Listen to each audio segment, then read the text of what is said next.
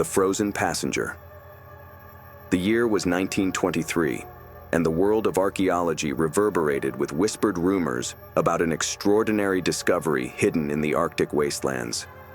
Leading the expedition was Dr. Gabriel, a tight-lipped but single-minded scientist who had been noted for discovering lost artifacts over the years. He became obsessed with finding the legend of the Aurora Mariner, a passenger ship that disappeared under mysterious circumstances in 1873. Do you understand the magnitude of this mission? Gabriel asked his team as they readied to board the icebreaker Endeavour, which would take them to the heart of the Arctic Ocean. There were Miriam, a brilliant historian with a sharp intuition for ancient texts; Victor, no-nonsense survival expert; Eliza, marine biologist with specialization in frozen ecosystems; and Archer, a silent but resourceful technician who preferred action over words. The icy winds screamed as the Endeavour cut through the ice. Days became nights, as the sun on the horizon did barely get across the Arctic. Gabriel mostly spent his time in the cramped cabin of the ship, perusing old journals and maps dating from the 19th century. He was especially interested in the account of Captain Elias Renford, the last recorded person to see the Aurora Mariner. The captain's journal spoke of an unholy storm and an impossible passenger aboard the ship. On the 5th day, Miriam burst into Gabriel's cabin, her face flushed with excitement. "We've found it." The sonar picked up a large structure beneath the ice, about 200 feet down. The team gathered around the monitors as Victor explained the readings. "It's a ship, all right, and it matches the dimensions of the Aurora Mariner." Within hours, they were on site, drilling into the thick ice sheet. As the frozen barrier gave way, the silhouette of a massive vessel emerged, entombed in pristine ice. Yet despite being lost for over 50 years, the ship looked eerily intact, almost as if frozen in time. The team descended into the depths using a pressurized diving chamber. Gabriel's heart was racing as the ship's deck came into view. Every inch was coated in frost, and the air carried an unnatural stillness. Eliza noted, "It's too well preserved. Even at these temperatures, decay should have set in." Inside the ship, the team moved cautiously through narrow corridors. The cabins were filled with artifacts: a child's doll frozen mid-tumble, a table set for dinner, chairs overturned as if the passengers had fled in haste. But what caught their attention most was the grand ballroom at the center of the ship. There, in the middle of the room, stood a block of crystal-clear ice. Inside was a figure, a man in clothes that looked to be from the late 19th century. His eyes were closed, his hands clasped in prayer. "He looks alive," Miriam whispered. Gabriel's voice trembled. "This isn't possible. Bodies don't freeze like this. Not with this kind of preservation." The team extracted the ice block very carefully and transported it back to the Endeavour. But when the chamber holding the frozen passenger warmed up a little, things started getting weird. That night, Archer reported hearing faint whispers in the ship's engine room, though no one else was there. Eliza reported that the ice block appeared to breathe, a faint mist forming inside its glassy surface. Miriam reported that she found herself becoming obsessed with the frozen figure, her dreams filled with visions of a storm-tossed sea and a voice calling her name. Gabriel, meanwhile, dug deeper into Captain Renford's journal. One entry stood out. The passenger boarded with no luggage, no record, and no reason. His presence chilled the air. "We thought him an omen, a curse." And then the storm came. As the crew deliberated on their decision, the instruments of Endeavour picked up a weather anomaly that had suddenly appeared. The storm was massive and heading directly overhead. "This wasn't in any forecast," Victor growled. The winds howled and the ship groaned from the weight of the ice. This was the point when the power went off. In the dark, Gabriel took a flashlight and proceeded to the chamber where the frozen passenger was kept. To his horror, he found that the ice block was empty. The figure had vanished. He turned back to see a shadowy silhouette standing at the edge of the room. The air grew colder, and the whispers turned into a deafening roar. The flash of Gabriel flickered, and then everything went black. The disappearance of the frozen passenger shocked and dazed the crew on board the Endeavour. The storm raging outside intensified its force by battering the ship with powerful winds and waves. In the dimly lit control room, the team was seated pale-faced in fear. "We need to remain calm," Gabriel said, though his voice betrayed his own unease. "This ship is massive. He couldn't have gone far." You're saying that thing was alive?" Victor demanded, his tone edged with disbelief. Eliza interrupted, her voice trembling. "I don't think this is a question of biology. This is something else." The whispers Miriam had been hearing earlier grew louder in her mind, like faint echoes of 100 voices. "He's not human," she murmured. The room fell silent as everyone turned to look at her. "What are you saying?" Gabriel asked, raising his eyebrow. Miriam hesitated before continuing. "I dream of him, or something like him. He's ancient, ancienter than everything we have the capacity for." Breaking the tension created, Archer spoke practically as ever. "If the guy's on the boat, roaming wild, we're going to have to pin him down before he's able to do any havoc." "Victor, you're coming down with me into the lower decks. Gabriel, I want you stuck here inside that console, observing the monitors." The team separated, their flashlights slashing through the oppressive darkness. The storm outside howled louder, as if it were alive, reacting to the presence of something unnatural. As Gabriel watched the camera feeds, he saw strange static disturbances. One by one, the cameras began to fail, their screens filling with snow.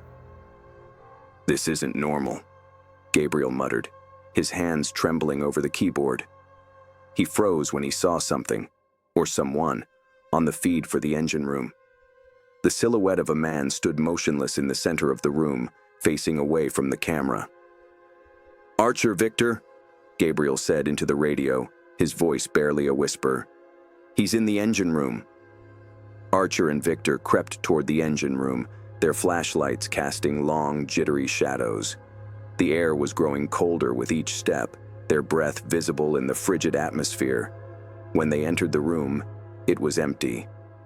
"I swear I saw him here," Gabriel's voice crackled over the radio. Victor cursed under his breath. "Maybe your cameras are picking up ghosts, Doc." As they turned to leave, the door slammed shut behind them with a deafening bang. Archer rushed to open it, but it wouldn't budge. "What the—" The lights flickered violently, and a deep, guttural sound echoed through the room.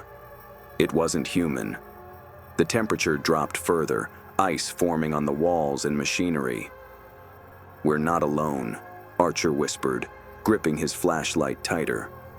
From the shadows, a figure emerged. Not the frozen passenger, but something far worse. It was humanoid in shape, but wrong in every way. Its eyes glowed unnatural white, and its movements jerky, as if controlled by invisible strings. Victor raised his weapon, hands shaking. "Stay back!" The creature did not obey. It instead let out an ear-splitting screech that seemed to vibrate through their very bones. Miriam and Eliza ventured deeper into the upper levels of the ship, scouring for clues about the origins of the passenger. One of the old storage rooms held a locked chest with ancient symbols etched onto its surface. "This doesn't look like it belongs on a 19th century ship," Eliza said, tracing her fingers over the engravings. Miriam's intuition kicked in. "It doesn't. These symbols, I've seen them before in my research. They're from a pre-Ice Age civilization. This chest could be thousands of years old." As they opened the chest, the storm raged louder outside, protesting their actions almost as if it were a witness to their sins. Inside, they found the artifact, a black, round object that seemed to glow with a faint, ethereal light. "What is this?" Eliza asked in a hushed voice, a sense of dread flooding her. "I don't know," Miriam said. "But I feel it's connected to him." Back in the control room, Gabriel continued to watch the cameras. His heart nearly stopped when he saw the frozen passenger appear on one of the feeds, standing in the corridor near the medical bay. "Team, he's near the medical bay!" Gabriel shouted into the radio. Archer and Victor, still shaken by their encounter, began to move toward the location. The whispers returned, soft at first, then louder and louder until they sounded like screams. They reached the medical bay. It was nothing but frost-covered walls and overturned equipment. Then the door to one of the examination rooms opened on its own. Inside, the frozen passenger stood, his eyes now open and glowing faintly. His face was emotionless, but his presence exuded a terrifying, unnatural power. Victor aimed his weapon. "Don't move!" The passenger raised a hand and the room plunged into darkness. Archer and Victor felt a force grip them, pulling them off their feet and slamming them into the walls. The whispers became deafening, as if the ship itself were alive and screaming. At the same time, Miriam and Eliza went back to the control room with the artifact. Gabriel's eyes went wide at seeing it. "That is it," he said in a voice trembling. "That's what Captain Renford talked about in his journal. He called it the heart of the storm." Miriam set down the artifact on the table. "I think it is keeping him alive or fueling whatever he is." Before they could say anything more, Archer and Victor entered the room, both pale and visibly shaken. "He's not just a man," Victor said, his voice barely audible. "He's something else, something that shouldn't exist." Gabriel turned to Miriam. "We need to figure out what this artifact is and how to stop it before it's too late." As the storm outside was raging, the frozen passenger's presence was becoming more pronounced. The team understood that they were no longer in charge. They were mere pawns in a game set in motion centuries ago. The Endeavor groaned under the weight of the storm, its aged metal creaking like the wails of a dying beast. The crew, now huddled in the dim control room, had no illusions about their predicament. Fear had wrapped its icy tendrils around each of them, tightening with every passing moment. The artifact sat ominously on the table, pulsing faintly with a rhythm that seemed to sync with the tempest outside. "We need answers," Gabriel said, his voice strained but resolute. "This artifact and that thing are connected. If we don't figure it out, we're not leaving this ship alive." Eliza held up Captain Renford's journal, the pages worn and brittle with age. She had been poring over its contents for hours, desperate to make sense of the cryptic entries. "Renford wrote about the artifact," she said, her eyes darting across the faded ink. "He called it the Vessel of Storms. He believed it was cursed, an object from a civilization wiped out millennia ago. He thought it held the power to summon forces beyond human comprehension." Miriam leaned forward, her brow furrowed. "What happened to him? Why did the journal end so abruptly?" She hesitated, tracing a line on the page with her fingers. "He wrote that once the artifact was taken out of its resting place, it became hungry. It fed off the fear and lives of those around it." "Sounds like a bad horror story," Victor muttered, though his trembling hands betrayed his bravado. "No," Miriam whispered, shaking her head. "It's worse than that. It's a warning." Archer volunteered to head into the lower decks of the ship to check the power systems. The flickering lights and malfunctioning cameras were adding insult to injury in their dire situation. He walked with a flashlight and a crowbar, every step echoing in the narrow, frozen corridors. The lower decks were colder still than the rest of the vessel, a sharp bite into his bones. Frost decorated the walls with patterns in its intricate grasp that would look like runes, of old, should anyone gaze at them close. The soft, insistent whispers sprang up anew. With every step, the whispers growing louder. "Who goes there?" Archer shouted at the silence. No sound replied, except his breathing. He went into the engine room. The machinery covered in a thin layer of ice greeted him. Investigating the systems, he heard feet behind him. He spun, and his flashlight lit up nothing to see. The room is empty. Then the shadows moved. The figure emerged out of the darkness, its shape hardly human. Its eyes glowed with that same haunting light, and its mouth curled into a grin that was more threatening than friendly. Archer fell back, his flashlight quivering in his hands. "You shouldn't have come here," the figure whispered, its voice like rustling dead leaves. Archer barely had time to react before the figure was gone, leaving only the sounds of the storm raging above. Miriam and Eliza worked fervently in the control room to decipher the purpose of the artifact. The pulsating light grew stronger, as did the storm outside, which seemed connected as if they were one with the other. "I think it's a conduit," Miriam said.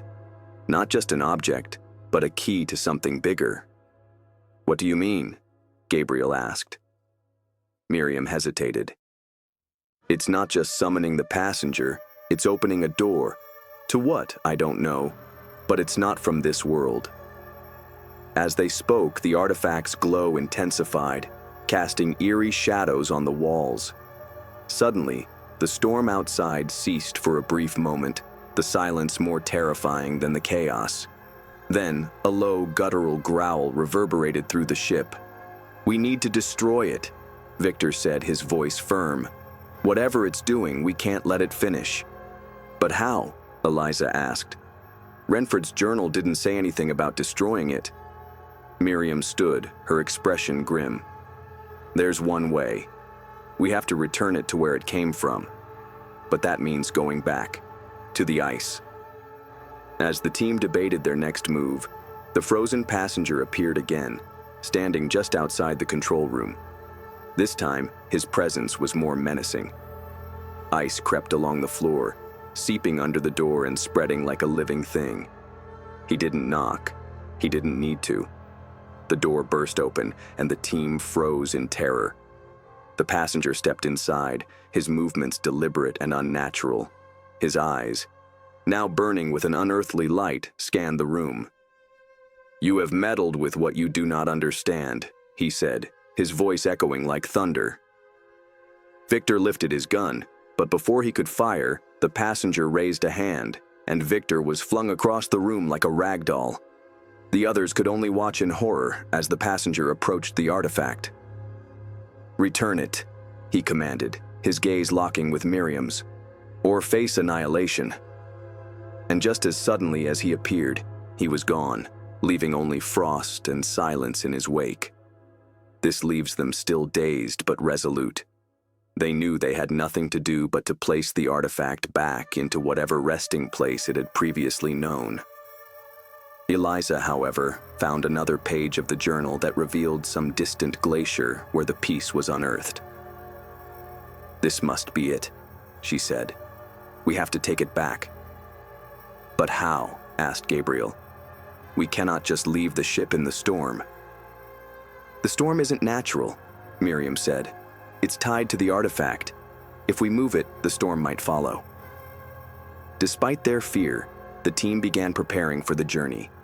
They gathered supplies, weapons, and the courage to face whatever awaited them in the ice. As they stepped out into the freezing wind, they realized that the storm wasn't just weather. It was alive, and it was watching them. The frozen wasteland stretched out endlessly in all directions, the icy expanse illuminated by the pale light of the moon, breaking through turbulent clouds. The wind howled like a living creature, biting at the exposed skin of the crew as they trudged forward, carrying the artifact wrapped in thick cloth. Every step felt heavier than the last. It was not only physical weight, but the oppressive, suffocating sense of dread, which seemed to grow stronger with every passing moment. Gabriel led the group, his determination the only thing keeping him from succumbing to the terror gnawing at the edges of his mind. Behind him, Miriam clutched the artifact tightly, its rhythmic pulsing now slower, as though it too anticipated what lay ahead. Eliza and Victor brought up the rear, their weapons ready but their hands trembling. Renford's journal mentioned a cave, said Eliza, her words distorted by the scarf wrapped tightly about her face. It is marked by something unnatural. That unnatural. Victor spat at the word, the quiver in his voice negating his sarcasm. We are stepping upon a sheet of cursed ice carrying an artifact that burns with an otherworldly flame. What is less unnatural than this? Miriam stopped dead. That, she whispered, pointing ahead. In the distance, a jagged formation of ice jutted out of the glacier, the shape twisted and skeletal and reaching for the sky as if grasping for freedom. A faint blue light emanated from within the structure, pulsing in sync with the artifact. That must be it, Gabriel said grimly. Let's move. As they entered the formation, the pulsing light was growing stronger, casting eerie shadows on the ice. The entrance to the cave was a narrow, jagged opening barely wide enough for a person to squeeze through. As soon as they stepped inside, the air grew colder and the whispers began again, louder this time. This place feels alive, Miriam whispered, her breath catching as the walls seemed to shimmer with movement. The cave was covered with ancient carvings, strange symbols that seemed to writhe and shift when looked at directly. Eliza ran her fingers over the icy surface, her expression a mix of awe and terror. These markings, they're not human, she said. This isn't just a cave, it's a temple. A temple for what? Victor asked, his voice echoing ominously. No one replied. The group moved ahead, the narrow passage broadening into a gigantic cavern. At its center was a pedestal of black ice with smooth, flawless surfaces, as if time touched nothing.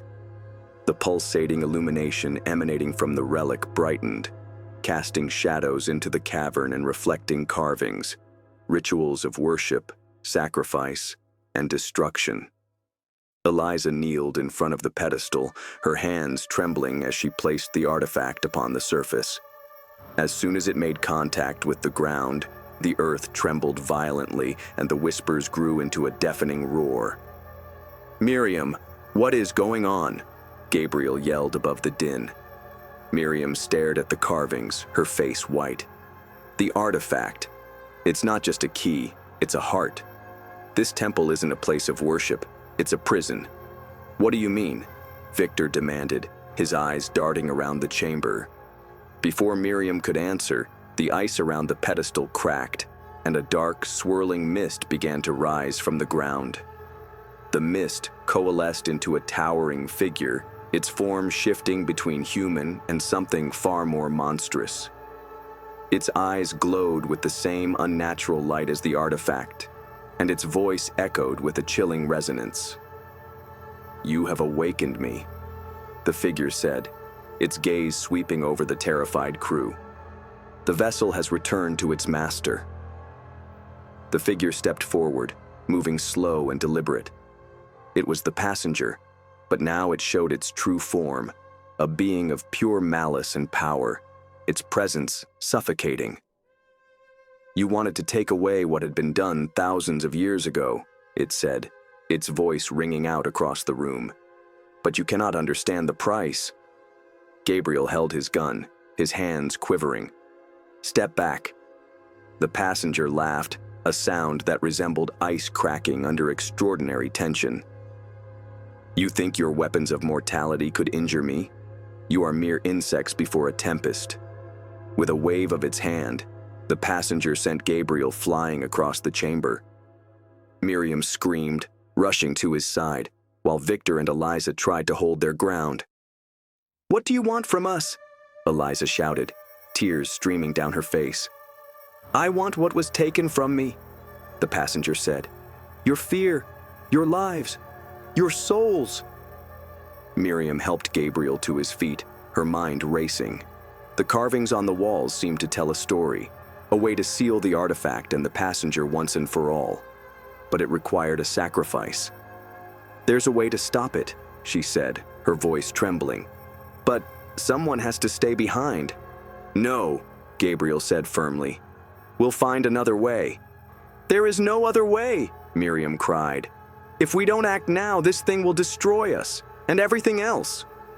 Victor stepped forward, his expression resolute. "I'll do it!" "No!" Eliza shouted, grabbing his arm. "You can't!" "I have to," Victor said, his voice calm despite the terror in his eyes. "It's the only way to give you a chance."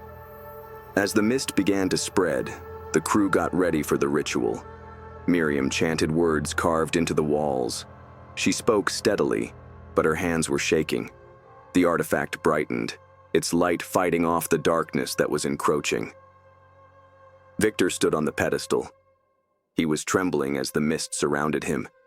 He turned to the others and was a mix of fear and acceptance. "Tell my family. I did this for them," he whispered, barely audible. No one else could say a word when mist swallowed him whole, and when the light of the artifact shot out, and the chamber started to shudder violently. The passenger was screaming, its form dispersing into the mist. The light engulfed all, blinding the crew as the ground gave in beneath them. The explosion of light consumed everything, burning away the darkness that had engulfed the ancient chamber. For a moment, there was nothing but silence, an oppressive stillness that felt as though the world itself had stopped. Then, slowly, sounds crept back in. The faint crackle of breaking ice, the distant howl of the wind, and the labored breathing of the survivors. Gabriel groaned, pushing himself upright as his vision blurred and his limbs grew heavy. The chamber was gone, replaced by a vast, featureless expanse of ice. The pedestal and carvings had vanished, leaving no trace of the ancient temple that had stood there moments before. "Miriam?" Gabriel croaked, his voice hoarse. "I'm here," Miriam replied, her voice trembling. She was kneeling a few feet away, clutching the artifact, which now lay cold and lifeless in her hands.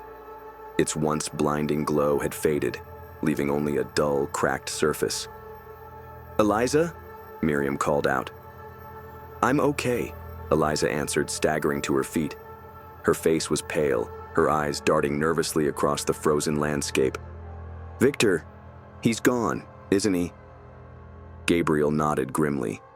"He made his choice. He saved us." The survivors stood together, their breaths visible in the freezing air. The landscape around them was unrecognizable, an endless expanse of jagged ice formations and deep crevasses illuminated by the faint, ethereal glow of the northern lights. The cold was more intense than ever, seeping through their layers of clothing and biting at their skin. "We have to move," Gabriel said, his voice strong even though fear was nibbling at his belly. "We can't stay here." "But where do we go?" Eliza asked, her voice shivering. "This isn't where we entered the cave. It's like we've been transported." Miriam studied the artifact, her brow furrowed. "The passenger's power wasn't just contained in the temple," she said. "It seeped into the ice, into this place. We're still in its domain." As they started walking, the whispers returned, whispery but persistent. There was an unstable feeling below their feet. The ice broke with every step. They could feel shadows moving at the edges of their vision, too fast to be real, but too alive to ignore. "What is happening?" Eliza whispered, gripping her weapon. "It's not over," Miriam said, her voice stern. "Victor's sacrifice sealed the passenger, but it didn't destroy it. The artifact is still connected to it." Gabriel stopped short, his eyes narrowing as he saw something in the distance.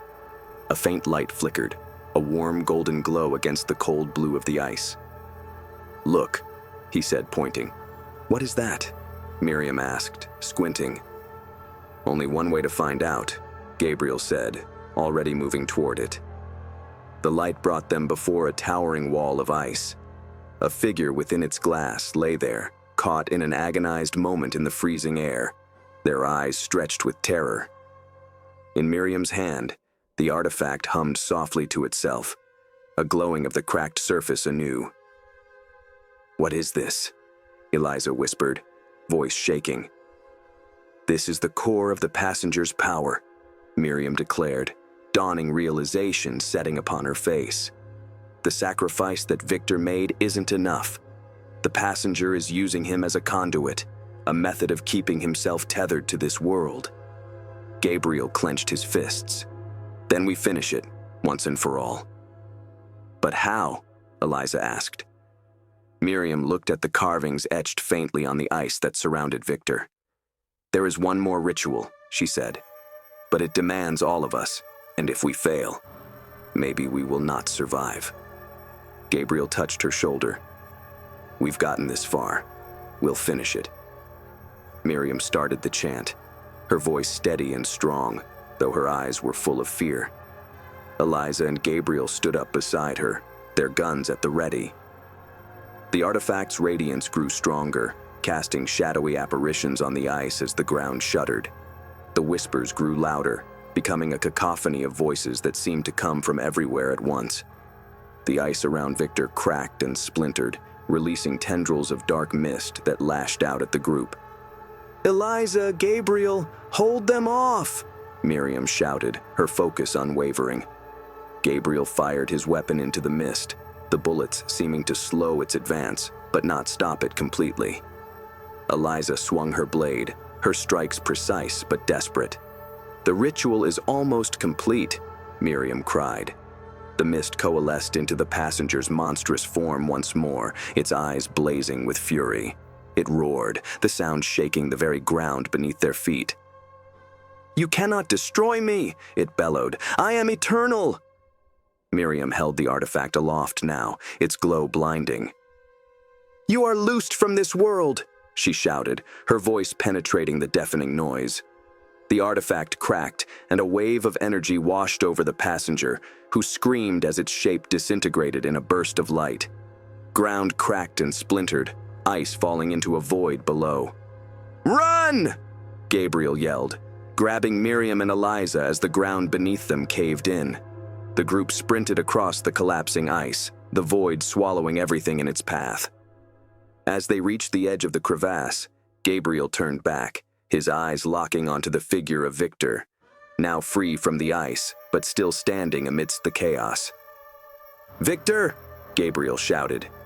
Victor smiled faintly, his form retreating as the passenger's essence was pulled into the abyss. "Go," he said, his voice echoing faintly. "Finish this." Gabriel hesitated for only a moment before leaping to safety, pulling Miriam and Eliza with him. When they awoke, the frozen landscape was gone, replaced by a serene, snow-covered plain under a clear blue sky. The whispers were silent, and the artifact lay shattered at Miriam's feet. "It's over," she said, her voice barely above a whisper. Gabriel placed a hand on her shoulder.